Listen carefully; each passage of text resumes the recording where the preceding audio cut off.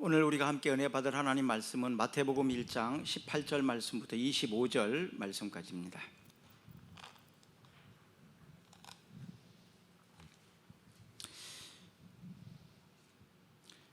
예수 그리스도의 나심은 이러하니라. 그의 어머니 마리아가 요셉과 약혼하고 동거하기 전에 성령으로 된 것이 나타났더니 그의 남편 요셉은 의로운 사람이라 그를 드러내지 아니하고 가만히 끊고자 하여 이 일을 생각할 때에 주의 사자가 현몽하여 이르되 다윗의 자손 요셉아, 내 아내 마리아 데려오기를 무서워하지 말라. 그에게 잉태된 자는 성령으로 된 것이라.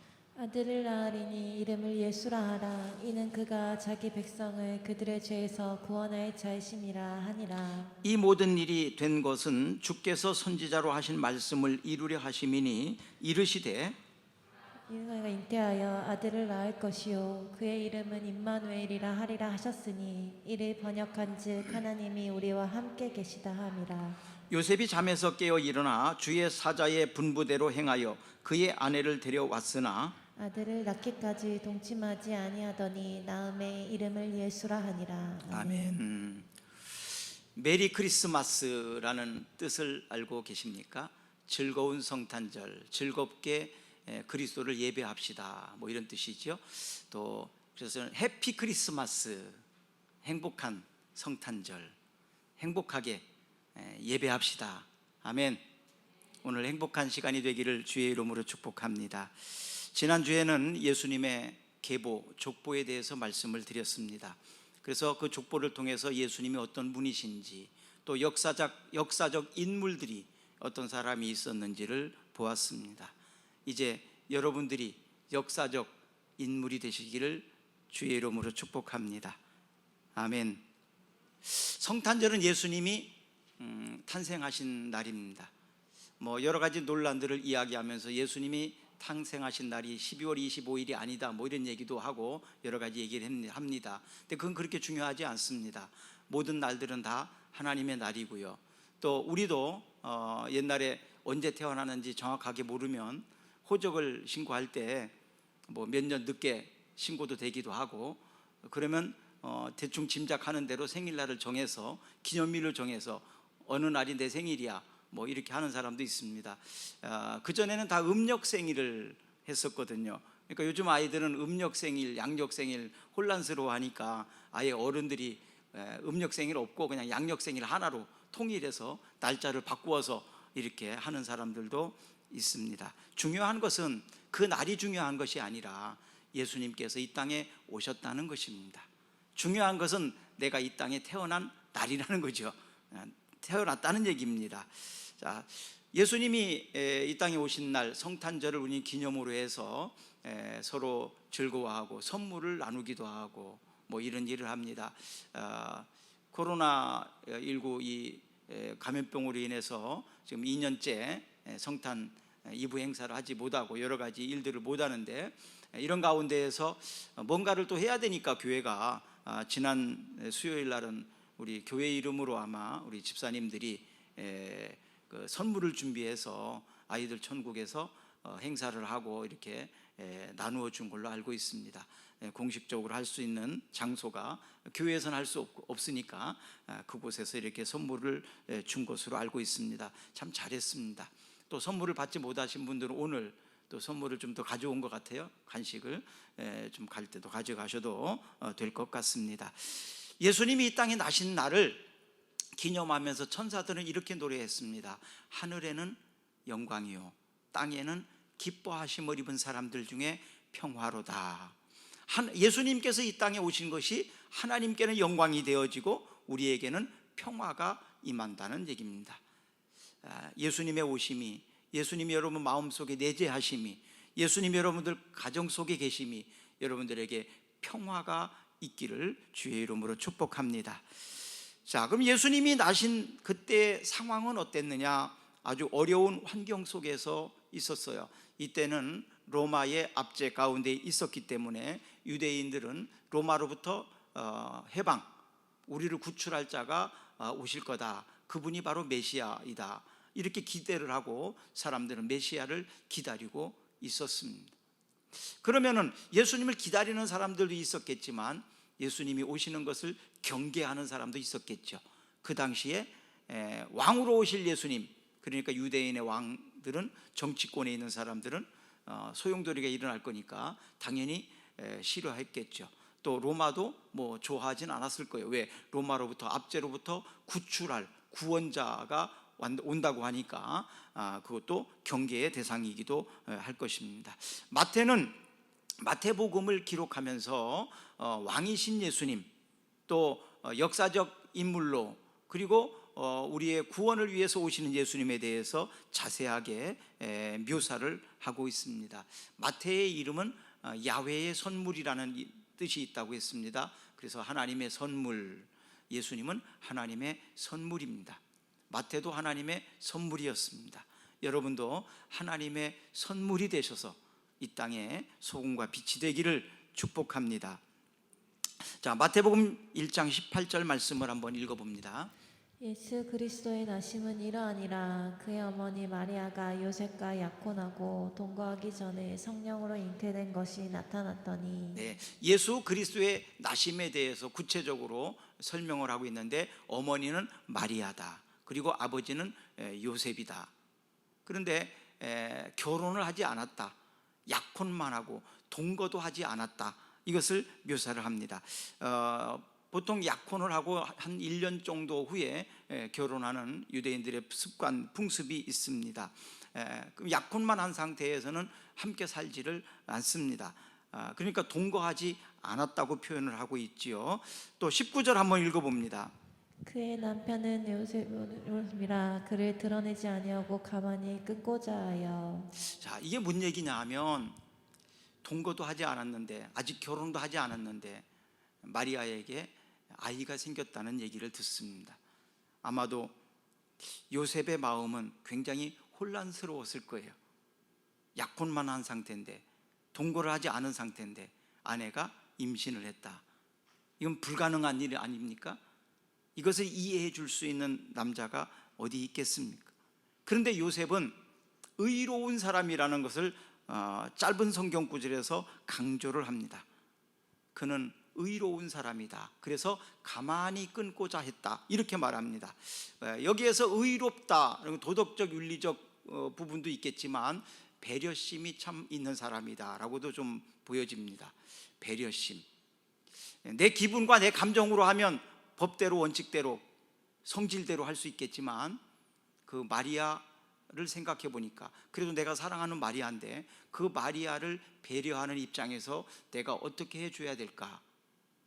그래서 가만히 끊고자 했다라고 이렇게 결정을 하게 됩니다. 잠언 9장 9절을 한번 봅니다.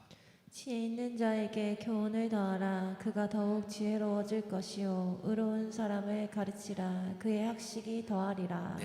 네, 요셉을 의로운 사람이라고 했는데, 이 잠언에서는 의로운 사람을 가르치라, 그의 학식이 더하리라. 제자를 삼을 때, 가르침을 할 때 기본적으로 인격이 좀 된 사람, 사람의 됨됨이가 있는 사람에게 가르쳐야 그 효과가 더 있다. 실제로 그런 것 같습니다. 인품이 되지 않고 사람 됨됨이가 되지 않은 사람이 많이 공부하고 똑똑해지면 사기꾼이 될 가능성이 상당히 많더라고요. 자기 자신의 욕심을 채우기 위해서 남을 이용하고 남을 자기의 욕구를 채우는 일에 그 대상으로 삼는 경우가 굉장히 많습니다. 정치인들을 보면서 더더욱 그런 생각을 많이 해봅니다. 인품적으로, 인격으로 괜찮은 사람에게 돈도 있고 권력도 있고 지식도 있고 그래야 그 사람이 일을 잘할 텐데, 그렇지 않은 사람에게 권력이 주어졌을 때 얼마나 무서운 폭군이 되는지를 우리는 보게 됩니다. 그리고 그런 사람이 많이 공부를 했을 때 고등 사기꾼이 되지요. 열왕기하 4장 13절 한번 봅니다. 엘리사가 자기 사환에게 이르되 너는 그에게 이르라. 내가 이같이 우리를 위하여 세심한 배려를 하는도다. 내가 너를 위하여 무엇을 하랴? 왕에게나 사령관에게 무슨 구할 것이 있느냐 하니, 여인이 이르되 나는 내 백성 중에 거주하나이다 하니라. 여기 보니까 수냄 여인이라는 여자가 나오는데, 세심한 배려를 하는 사람이다, 이렇게 표현하고 있습니다. 배려를 하는데 세심하게 배려를 한다. 여자들이 아주 좋아하는 남편상은 이렇게 세심한 배려, 그걸 굉장히 중요하게 여기는 것 같습니다. 남자들은 그 부분에 대해서 좀 사실은 세심한 배려하는 일에 좀 묵뚝뚝한 경우도 많습니다.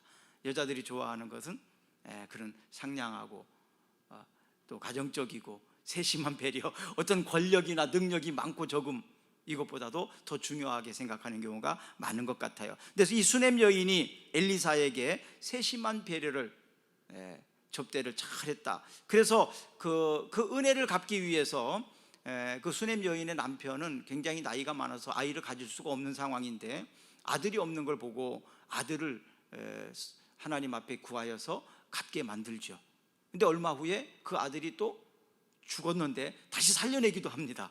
이 엄청난 능력과 하나님의 은혜를 입었던 여인이 바로 수넴 여인이었는데, 그것은 세심한 배려로 주의 종을 섬긴 그 모습에 바로 감동이 되어서 그런 가정에 이런 은혜가 있었던 것을 보게 됩니다. 세심한 배려가 서로를 감동시켜 줄 수 있는 우리 교회가 되었으면 좋겠습니다. 또 시편 11편 7절을 한번 봅니다. 여호와는 의로우사 의로운 일을 좋아하시나니 정직한 자는 그의 얼굴을 배우리로다. 여호와는 의로우사 의로운 일을 좋아하신다. 하나님이 의롭기 때문에 의로운 사람을 좋아하신다라고 말합니다. 의로운 사람, 바로 그리스도인들이 가져야 될 성품입니다. 또 누가복음 23장 50절 말씀입니다. 공의 의원으로 선하고 의로운 요셉이라 하는 사람이 있으니. 여기에 나오는 요셉은 마리아의 남편 예수님의 아버지 요셉이 아닙니다. 다른 사람입니다. 공회 회원으로서 선하고 의로운 요셉이라는 사람이 있었다. 이 요셉이 바로 예수님의 장례를 책임지는 그런 사람이었습니다. 하나님은 바로 이렇게 의로운 사람을 쓰시는 것을 보게 됩니다. 하나님 앞에 쓰임받고 싶은 사람은 의로운 사람이 되어야 됩니다. 또 히브리서 11장 4절 말씀 봅니다. 믿음으로 아벨은 가인보다 더 나은 제사를 하나님께 드림으로 의로운 자라 하시는 증거를 얻었으니 하나님이 그 예물에 대하여 증언하심이라. 그가 죽었으나 그 믿음으로써 지금도 말하느니라. 이 아벨이라는 사람을 지목할 때 믿음으로 아벨은 가인보다 더 나은 제사를 하나님께 드림으로 의로운 자라 증거를 얻었다. 하나님 앞에 의로운 사람으로 인정받는 과정을 기록하고 있는데, 그가 뭐 도덕적으로 윤리적으로 의로운 사람이다 이렇게 말하는 것이 아니라 믿음으로 하나님께 더 나은 예배를 드렸던 아벨에게 의로운 사람이라고 인정했다는 거죠. 자, 그렇다면 하나님께 믿음으로 예배드리는 사람을 찾으시고 그런 사람을 의로운 자라고 주님은 인정해 주신다는 것입니다. 오늘 예배가 믿음으로 드려지고 하나님 앞에 의로움으로 인정받을 수 있는 우리들의 예배가 되기를 주의 이름으로 축복합니다. 의로운 예배로, 의로운 예배, 믿음의 예배가 되기를 축복합니다. 아멘. 예배는 그래서 의롭게 믿음으로 이렇게 드려야 됩니다. 왜? 하나님의 성품이 바로 의로움이 있었기 때문입니다. 하나님은 바로 이런 의로운 사람들을 사용하셨다는 거죠. 두 번째로는 예수 그리스도의 나심의 현장에 보면 성령으로 된 것이라고 강조를 합니다. 이 20절을 한번 읽어봅니다. 이 일을 생각할 때 주의 사자가 현몽하여 이르되 다윗의 자손 요셉아 내 아내 마리아 데려오기를 무서워하지 말라. 그에게 잉태된 자는 성령으로 된 것이라. 자, 이제 요셉이 무슨 생각을 해요? 이 일을 생각할 때 그것은 바로 마리아를 어떻게 대해야 될까? 상당히 고민을 하고 갈등하고 있는 가운데 있습니다. 그래서 가만히 끊고자 이렇게 결정을 했는데 둘 중에 한 가지입니다. 법대로, 모세의 율법대로 하면 이런 간음을 부정한 일을 했을 때에는 돌로 쳐서 죽일 수 있습니다. 그리고 사람들에게 다 고해서 이 여자가 부정한 여자라고, 그래서 내가 이혼할 수밖에 없다고, 내가 버릴 수밖에 없다고, 이렇게 자기 자신을 변호하기도 하고 상대에 대해서 화풀이를 할 수도 있겠죠. 그런데 요셉은 의로운 사람이라, 배려하는 사람이다. 그래서 가만히 조용히 끊고자 했다. 이것은 마리아를 지켜주기 위함이죠. 조용히 소문내지 않고, 내가 그렇다고 이 마리아를 받아들일 수는 없고 같이 살 수는 없다. 그러니 조용히 헤어집시다 우리. 그래서 그 아내 될 마리아를 허물을 드러내지 않고 조용히 끊고자 했다. 상당히 배려심이 많은 모습이죠. 오늘날은 우리가 서로 사랑했던 관계에서도 원수가 되는 경우가 얼마나 많습니까? 나의 잘못이 아니라 저 사람의 잘못이라고 허물을 드러내고 욕하고 소문내고 그러는 경우가 얼마나 많습니까? 그런데 이 요셉은 그러지 아니했다. 조용히, 내가 함께 살 수는 없고 그렇다고 받아들일 수는 없으니까 조용히 아무에게도 소문내지 않고 가만히 끊고자 결정을 한 거예요. 이런 생각을 하고 있을 때 천사가 그에게 알려줍니다. 야, 마리아가 그런 부정한 여자가 아니야. 성령으로 잉태된 거야. 그건 나쁜 사람이 아니야. 그러면서 꿈에 천사가 와서 현몽했다고 말합니다. 신중한 생각은 신중한 행동을 낳습니다. 여러분, 신중하지 않은 말 때문에 얼마나 많이 어려움을 당한 적이 많습니까? 상처를 받아본 사람도 있고 상처를 준 사람도 많이 있을 거예요. 신중하지 않은 말, 신중하지 않은 생각. 자, 신중하게 생각하지 않고 말하고, 또 신중하게 생각하지 않고 행동함으로 인해서 상처를 준 사람이 있다면 회개하시고, 또 그 상처를 어떤 방법으로든 좀 치유하는 일에 여러분들이 생각을 하셔야 합니다.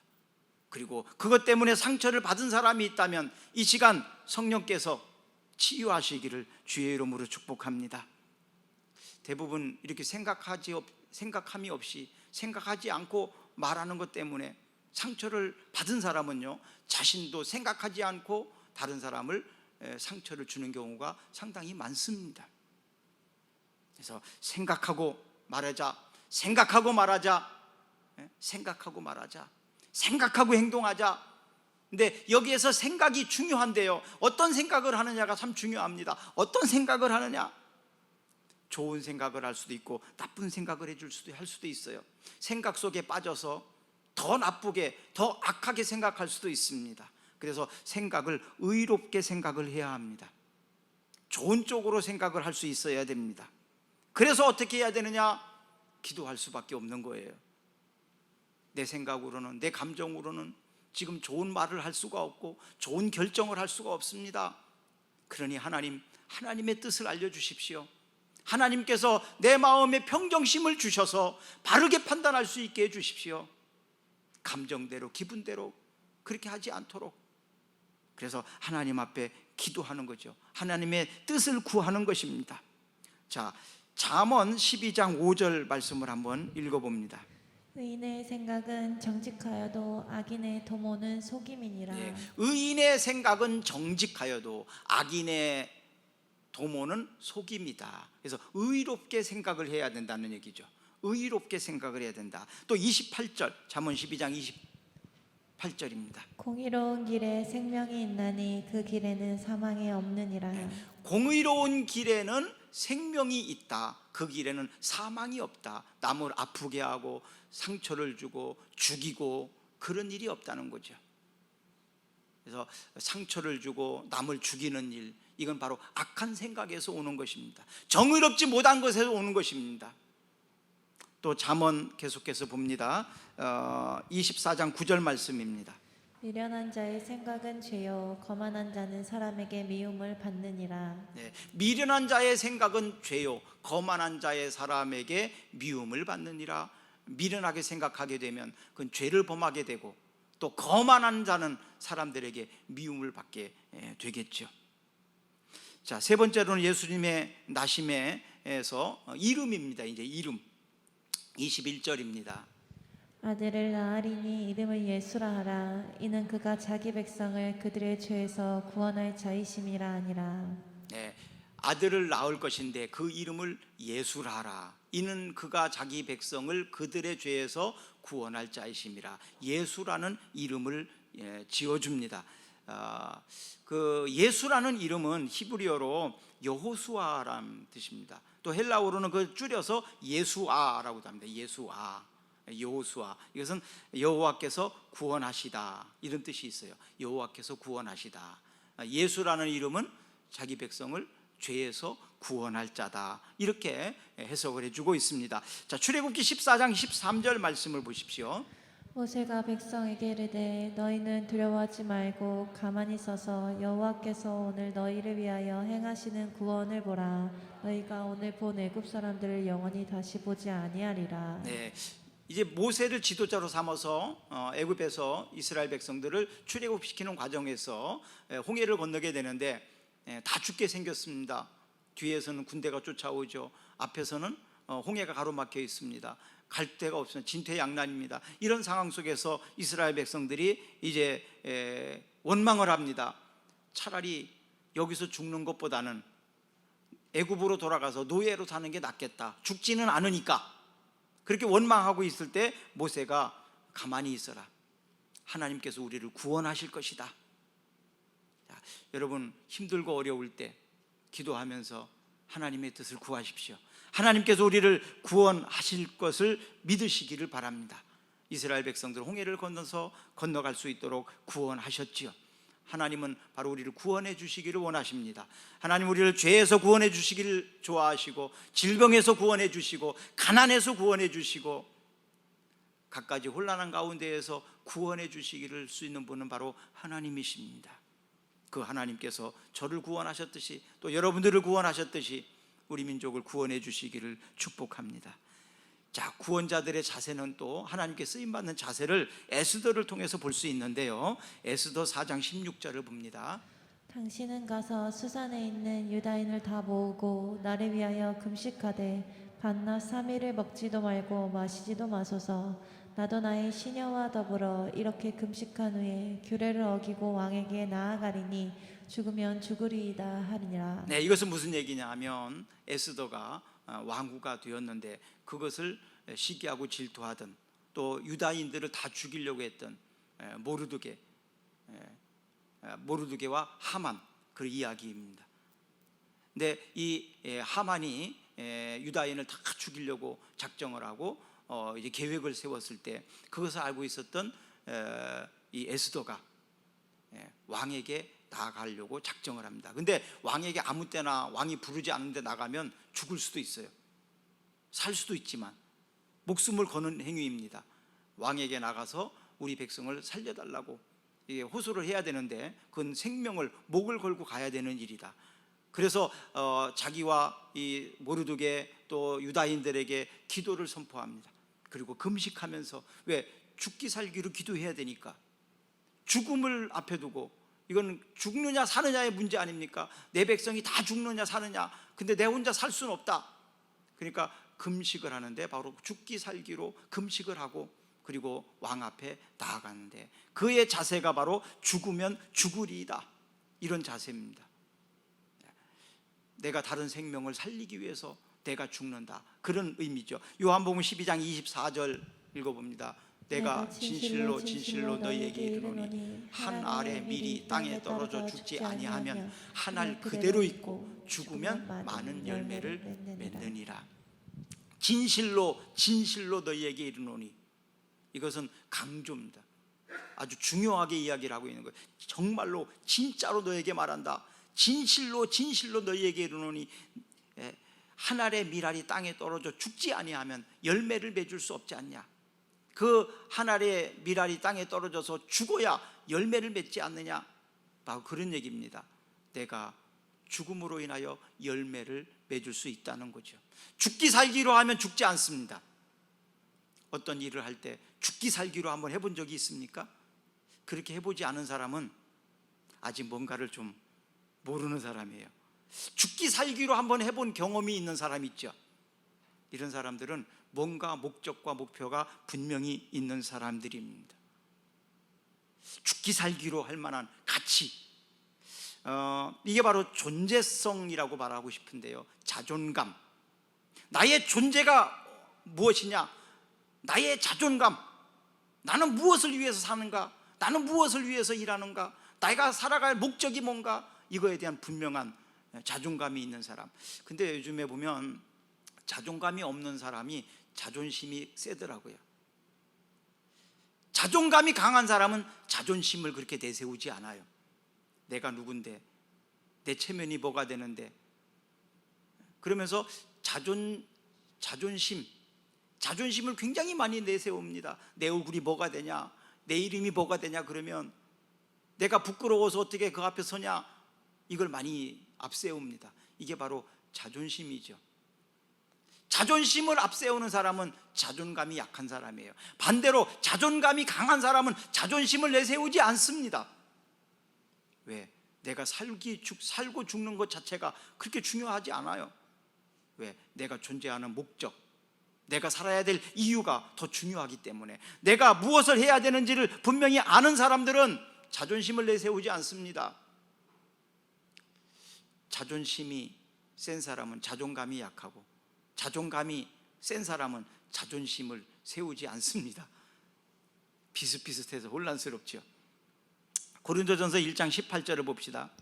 십자가의 도가 멸망하는 자들에게는 미련한 것이요 구원을 받는 우리에게는 하나님의 능력이라. 십자가의 도를 가지고 이렇게 설명합니다. 바울은 구원받는 사람들에게는 하나님의 능력이지만 구원받지 못하는 사람들에게는 미련한 거라고, 불쌍한 거라고. 예수님의 십자가, 그것을 믿지 않는 사람들은 참 예수님도 불쌍하신 분이다, 왜 저렇게 불쌍하게 안타깝게 저렇게 돌아가셨나 말하겠지만, 예수님이 왜 십자가에 죽으셨는지를 아는 사람은, 그리고 그 십자가의 은혜 때문에 우리가 구원받은다는 사실을 믿는 사람들에게는 바로 하나님의 능력인 거죠. 똑같은 사건인데 어떤 사람은 하나님의 능력이, 하나님의 지혜가, 어떤 사람은 미련하게 생각을 하고 있더라는 거죠. 왜 예수 믿는 사람들이 저렇게 미련한 짓을 할까? 십자가의 능력을 알기 때문에 그렇습니다. 구원의 도리를 알기 때문에 그렇습니다. 모든 물건에는요, 사용 용도가 있어요. 무엇을 위해서 만들었는지, 그 용도에 따라서 사용되어질 때에 그 가치가 충분히 드러나게 됩니다. 여러분들의 자존감은 무엇입니까? 나를 하나님께서 왜 부르셨고 나를 선택하셨는지, 내가 이 땅에서 어떻게 살아가기를 원하시는지, 그것은 바로 나의 존재성을 나타내는, 자존감을 나타내는 일인데, 그것이 어디에서 나오느냐? 이름에서 나왔다는 거예요. 예수라는 이름, 죄에서 구원할 자라는 뜻이 있다는 거죠. 이름, 예수라는 이름이 바로 그렇다는 얘기예요. 그래서 사람들이 부를 때마다 죄에서 구원할 자다, 이름을 부르면서, 여러분들의 이름은 무엇입니까? 그 이름을 부를 때마다 그 이름의 뜻대로 살라고 나를 응원하고 있는 소리로 들어보시면 어떻겠습니까? 저는 탁연입니다. 뛰어날 탁자, 탁월할 탁자. 연자는 못연, 연못이란 뜻입니다. 너는 뛰어난 연못이다, 너는 탁월한 연못이다, 그런 뜻이거든요. 너는 뛰어난 연못이 되거라, 너는 탁월한 연못이 되거라, 그런 뜻이거든요. 또 저희 집안 사람들을 보면 연못 속에 사는 물고기들이나 이런 이름의 뜻도 여러 명이 있어요. 그러고 보면 제가 좀 그릇이 좀 크게 키웠더라고요. 그 연못은 그런 것들을 생성해내고 맑은 물을 생성해내고, 그래서 저는 신앙적으로 이걸 풀어봅니다. 생수, 하나님의 은혜의 생수를 사람들이 공급하는 사람이 되라, 이런 뜻으로 제 나름대로 그냥 해석해서 하나님의 생수를 주는 사람이 되라, 하나님의 맑은 물을 주는 샘물이 되거라, 그런 의미로 저는 사용합니다. 어쨌든 이름대로 한번 살아보려고 노력을 해봅니다. 여러분도 이름대로 한번 살아보려고 결단 한번 했으면 좋겠습니다. 그래서 이름을 부를 때마다 아무개야, 그러면 그 이름의 뜻대로, 그래, 내가 이런 사람이 돼야지, 이런 사람이 되라고 우리 부모님이 이렇게 이름을 지어주셨지, 이런 의미로 한다면 좋을 것 같습니다. 자, 로마서 14장 8절 한번 읽어봅니다. 우리가 살아도 주를 위하여 살고 죽어도 주를 위하여 죽나니 그러므로 사나 죽으나 우리가 주의 것이로다. 이건 사도 바울의 인생 목적, 바로 주를 위하여 살고 주를 위해서 죽는다. 사나 죽거나 나는 주의 것이다. 뭐 사는 것이 죽는 것이 얼마나 오래 사는 것이 그런 게 중요한 것이 아니라는 거죠. 어떻게 사느냐도 뭐 잘 먹고 사느냐, 건강하게 사느냐 이런 것도 그렇게 크게 관심이 없다는 얘기예요. 내 이름이 얼마나 올라가고 이런 것도 관심이 없습니다. 나는 사나 죽거나 먹으나 뭐 잠을 자나 무엇을 하든지 주의 영광을 위하여, 그리고 주를 위하여 내가 살기도 살 수도 있고 주를 위하여 죽을 수도 있다. 이렇게 목적을 두고 사는 사람이죠. 그러니까 목숨을 걸고 사는 사람이에요. 목숨을 걸 만한 가치가 있는 것을 발견한 사람, 저는 이런 사람이 행복한 사람이라고 믿습니다. 내가 목숨을 걸 만한 가치를 가지고 있는 사람, 내가 할 일을 가지고 있는 사람, 그런 사람은 이 땅에서 살아가는 자세가 다릅니다. 인생을 살아가는 자세가 다릅니다. 인생이 내가 그래서 뭐 아둥바둥 뭐 살고 죽고 이런 것이 중요하지 않아요. 내 명예도 그렇게 중요하지 않아요. 내가 가치를 어디에 두었느냐. 예수님께서 이 땅에 오셨을 때 은혜와 진리가 충만하다고 강조를 합니다. 은혜와 진리가 충만하다. 교회가 바로 가져야 될 교회의 기둥은 바로 은혜와 진리입니다. 율법은 모세를 통해서 주어졌지만 은혜와 진리는 예수님을 통해서 왔습니다. 예수님께 받은 그 은혜와 진리를 사수하고 그곳으로 살아가야 될 것이 바로 교회입니다. 네 번째로 예수님에 대하여 임마누엘이라 하리라 이렇게 말합니다. 23절 읽어봅니다. 보라 처녀가 잉태하여 아들을 낳을 것이요 그의 이름은 임마누엘이라 하리라 하셨으니 이를 번역한즉 하나님이 우리와 함께 계시다 함이라. 네, 보라 처녀가 잉태하여 이렇게 나와 있는데 원래 처녀는 알마라고 이렇게 되는데 근데 여기서는 파르세노스로 기록이 됐더라고요. 그것은 바로 동정녀라고 이렇게 번역을 하는 게 조금 더 정확합니다. 물론 처녀라는 말도 틀린 말은 아닙니다. 결혼을 하지 않고 시집을 가지 않고 남자를 알지 못하고 이런 사람 보통 처녀라고 말하잖아요.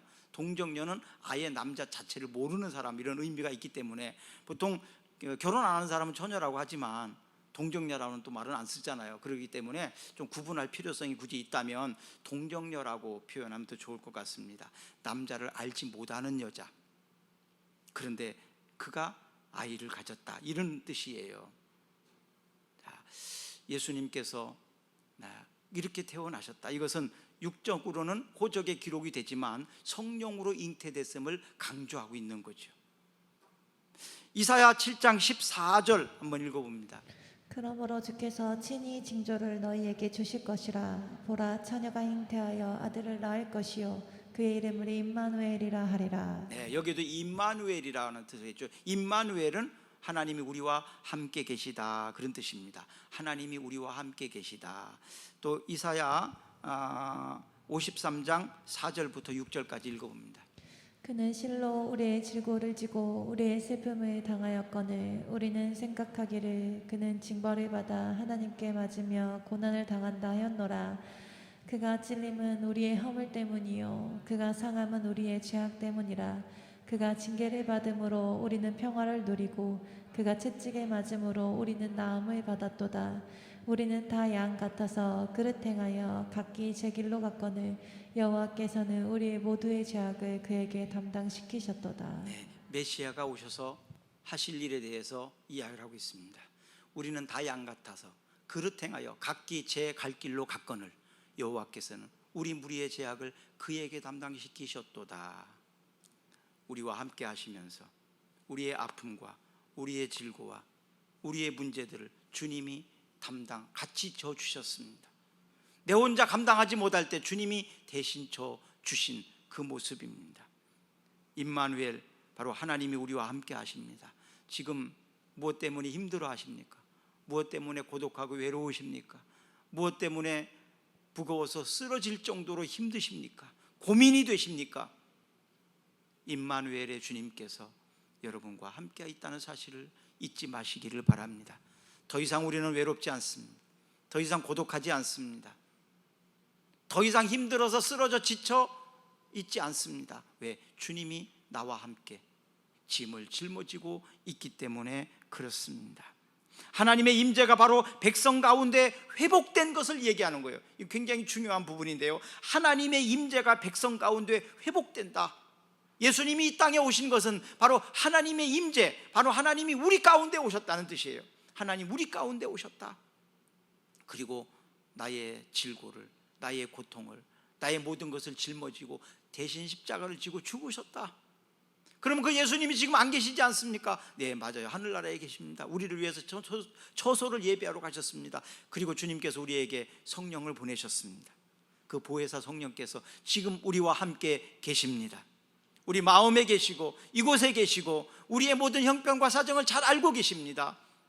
그리고 우리의 연약함을 돕고 계십니다.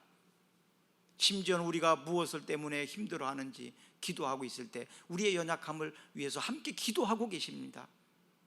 우리를 보호하고 계시고 우리를 지켜주시기도 하십니다.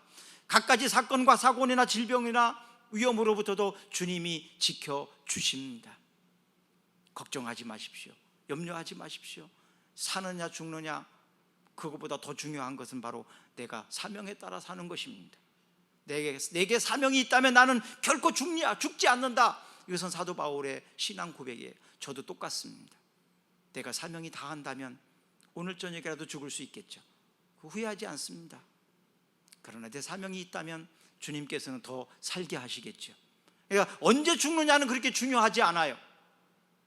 내가 할 일, 바로 나의 사명이 더 중요한 것입니다. 마태복음 28장 20절 말씀 약속입니다. 내가 너희에게 분부한 모든 것을 가르쳐 지키게 하라. 볼지어다 내가 세상 끝날까지 너희와 항상 함께 있으리라 하시니라. 네, 내가 분부한 모든 것을 가르쳐 지키게 하라. 볼지어다 내가 세상 끝날까지 너희와 항상 함께 있으리라. 이렇게 말씀합니다. 너희와 항상 함께 있으리라. 항상, 언제든지 어느 곳에 있든지 너와 함께 하겠다, 이 약속입니다. 언제든지 어느 곳에 있든지 어떤 상황이 벌어지든지 내가 너를 버리지 않고 너를 떠나지 않고 너와 함께 해주시겠다, 예수님의 약속입니다. 이 약속을 믿으십니까? 이 약속을 믿는 사람은요, 더 이상 외롭지 않습니다. 더 이상 고독하지 않아요. 더 이상 사람들의 위로도 간절하게 필요하지 않아요. 왜? 주님의 위로로 충분하니까요. 주님 한 분만으로 충분하기 때문에 그렇습니다.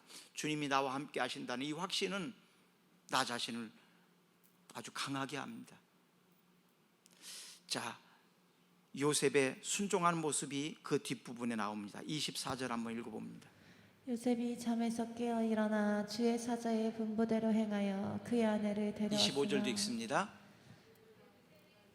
아들을 낳기까지 동침하지 아니하더니 나음의 이름을 예수라 하니라. 네, 아들을 낳기까지 동침하지 않고 아내를 지켜줍니다. 참 요셉이 괜찮은 사람이죠. 세심한 배려를 갖고 있습니다.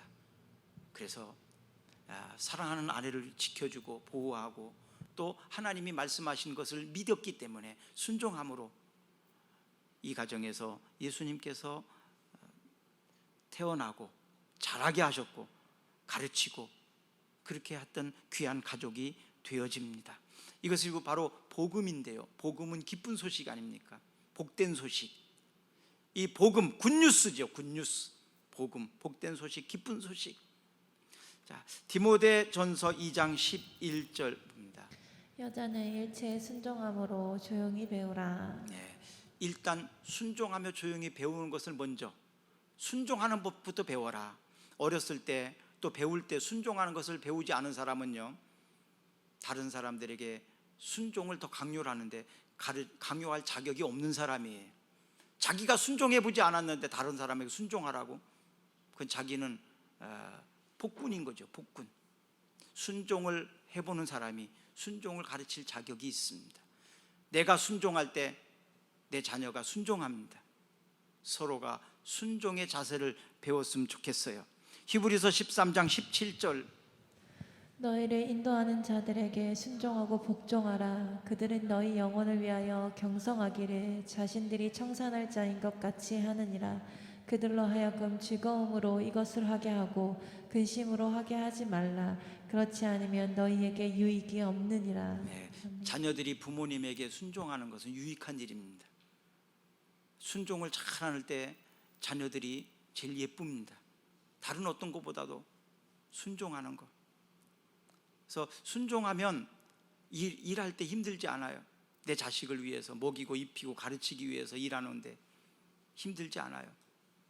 그래서 부모님에게 순종하고 지도자들에게 순종하는 것부터 배우세요. 학생들은 선생님한테 순종하는 걸 배워야 됩니다. 선생님들을 미워하고 싫어하면 공부를 포기한 거랑 똑같아요. 순종을 먼저 배우세요. 어른들에게 순종하는 걸 먼저 배우세요. 반항하고 거부하고 자신을 주장하고 그것보다는 먼저 순종하는 사람, 순종하는 걸 배우세요. 어른들을 말을 잘 들으면 자다가도 떡을 얻어먹는다고 그러잖아요. 그래서 순종하는 것을 먼저 배우는, 말세가 되면 거부하고 반항을 가르칩니다. 그러나 그것은 바른 태도가 아닙니다. 성경은 바로 지도자들에게 순종을 하라고 가르쳐주고 있습니다. 순종함으로 배우라고 말하고 있습니다. 자, 요셉이 이렇게 순종하고 또 결단하고 그렇게 했던 이 모습을 통해서 우리가 하나님께 쓰임받던 사람들의 모습을 배우게 됩니다. 예수님이 나시는 과정 속에서 있었던 많은 인물들을 통해서 우리가 어떻게 살아야 되는지를 오늘은 함께 보았습니다. 잠시 기도하는 시간을 갖도록 하겠습니다. 지금 어쩌면 요셉처럼 여러분들이 혼란 가운데 있는 사람도 있을지 몰라요. 갈등 가운데 있는 사람일지도 모릅니다. 조용히 기도하면서 신중하게 생각하십시오. 그리고 의로운 생각을 하십시오. 깊이 생각하십시오. 하나님의 뜻을 구하십시오. 그럴 때 천군 천사를 보내셔서 갈 길을 안내했던 것처럼 여러분들에게 천사를 보내셔서 우리의 갈 길을 인도해 줄 겁니다. 그리고 예수님이 나신 과정 속에서 역사적인 인물들이 되었던 것처럼 우리도 역사적인 인물로 주님이 사용하실 것입니다. 예수 그리스도의 나시는 이날 감사하고 기뻐하며 마음껏 축복하며 우리도 예수님처럼 또 예수님이 우리에게 맡겨진 사명에 따라서 다시 살겠다고 결단할 때 하나님이 기뻐하실 줄로 믿습니다. 순종을 배우는 자녀, 순종을 배우는 학생들, 먼저 순종할 줄 아는 우리 교회 모든 성도들이 되시기를 바랍니다. 우리 다 같이 일어나셔서 찬양하겠습니다.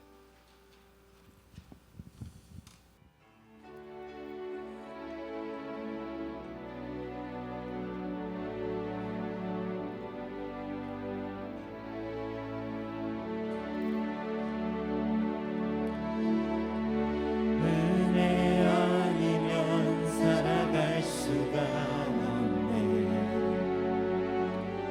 호흡마저도 다 주의 것이니 세상 평안과 위로 내게 없어도 예수, 오직 예수뿐이네. 그 쉽게 다 볼 수도 없고 작은 고난에 지쳐도 주께 묶인 나의 모든 삶 버티고 견디게 하시네. 은혜 아니면 살아갈 수가 없네. 나의 모든 것 다 주께 맡기니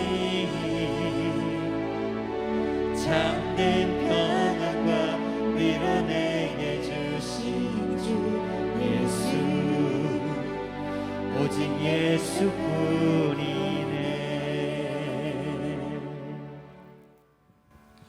지금은 우리를 끝없이 사랑하여 인간의 모습을 입고 오신 예수 그리스도의 은혜와 인류의 구원을 계획하시고 이루시는 하나님의 사랑하심과 이러한 놀라운 사실을 우리의 심령에 믿어지게 하시는 성령님의 역사하심이 성탄절을 통하여 예수님을 다시 기억하고 더 좋은 편을 선택하여 살겠다고 결단하며 돌아가는 모든 성도들 위해, 저들의 가정 위에, 이 나라와 이 민족 위에 영원토록 함께 하시기를 간절히 축원하옵나이다. 아멘.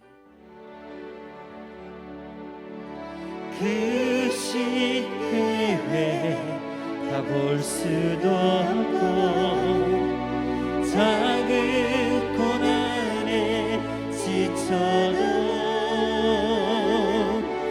주께 붙긴 나의 모든 삶 버티고 견디게 하시네.